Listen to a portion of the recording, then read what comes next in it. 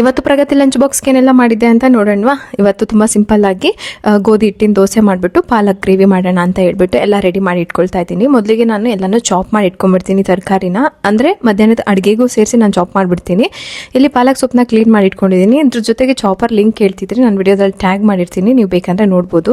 ಪಾಲಕ್ನ ಸ್ವಲ್ಪ ಬಿಸಿನೀರಲ್ಲಿ ಹಾಕಿ ಬೇಯಿಸ್ಕೊಳ್ತಾ ಇದ್ದೀನಿ. 1 ನಿಮಿಷ ಬೆಂದರೆ ಸಾಕು. ಇಲ್ಲಿ ಜೋಳದ ಹಿಟ್ಟು ತೊಗೊಂಡಿದ್ದೀನಿ 1 ಕಪ್ಪು. ಅದಕ್ಕೆ ಸ್ವಲ್ಪ ಹಸಿರು ಮೆಣಸಿನಕಾಯಿ, ಶುಂಠಿ, ಈರುಳ್ಳಿ, ಕೊತ್ತಂಬರಿ ಸೊಪ್ಪು, ಅದ್ರ ಜೊತೆಗೆ ರುಚಿಗೆ ಎಷ್ಟು ಬೇಕಷ್ಟು ಉಪ್ಪು, ಜೀರಿಗೆ ಮತ್ತು ಪೆಪ್ಪರ್ ಪೌಡರು ಹಾಕಿ ಚೆನ್ನಾಗಿ ಮಿಕ್ಸ್ ಮಾಡಬೇಕು. ಮೊದಲಿಗೆ ಸ್ವಲ್ಪ ನೀರು ಹಾಕೊಂಡು ಈ ಥರ ಗಟ್ಟಿಯಾಗಿ ಕಳಿಸಿ, ಆಮೇಲೆ ನಾವು ರವಾ ದೋಸೆ ಬೇಕಾಗುವಷ್ಟು ವಾಟರಿ ಕನ್ಸಿಸ್ಟೆನ್ಸಿಲಿದ್ರೇ ದೋಸೆ ಚೆನ್ನಾಗಿರುತ್ತೆ. ಪಾಲಕ್ ಸೊಪ್ಪು ಬೆಂದಿದೆ, ಅದನ್ನು ತಣ್ಣೀರಿಗೆ ಹಾಕಿ ನೀರನ್ನೆಲ್ಲ ಎಂಡೆ ತೆಗೆದುಬಿಟ್ಟು ಸ್ವಲ್ಪನ ನಾನು ಪಾಲಕ್ ಪ್ಯೂರಿ ಮಾಡ್ಕೊತೀನಿ. ಇನ್ನು ಸ್ವಲ್ಪನ ಹಾಗೆ ಎತ್ತಿಟ್ಕೊಳ್ತೀನಿ.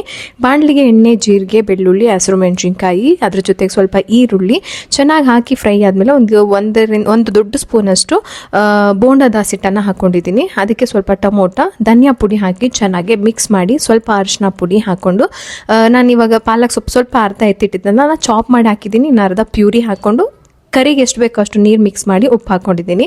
ಫ್ರೆಶ್ ಕ್ರೀಮ್ ನಾನು ಯೂಸ್ ಮಾಡೋದಿಲ್ಲ ಯಾವತ್ತೂ. ಅದ್ರ ಬದಲಿಗೆ ಬಿಸಿನೀರಲ್ಲಿ ನೆನೆಸಿರೋ ಗೋಡಂಬಿ ಪೇಸ್ಟನ್ನು ಹಾಕ್ಕೊಳ್ತೀನಿ. ಇನ್ನು ದೋಸೆಗೆ ಬಿಸಿ ಆದಮೇಲೆ ಹೆಂಚ ಮೇಲೆ ನಾವು ರವಾ ದೋಸೆ ಹೆಂಗೆ ಹಾಕ್ತೀವೋ ಅದೇ ಥರ ಹಾಕ್ಕೊಂಡ್ರೆ ಈ ದೋಸೆನೂ ತುಂಬ ಚೆನ್ನಾಗಿ ಬರುತ್ತೆ.